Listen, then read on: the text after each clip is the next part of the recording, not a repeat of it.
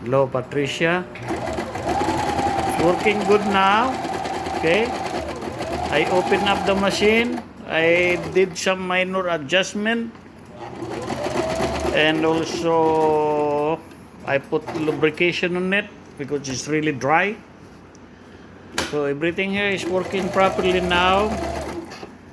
So tell to your girlfriend, you can pick up this in, it's up to you, right now, tomorrow, or whatever you want. Okay, I'll send you the video now.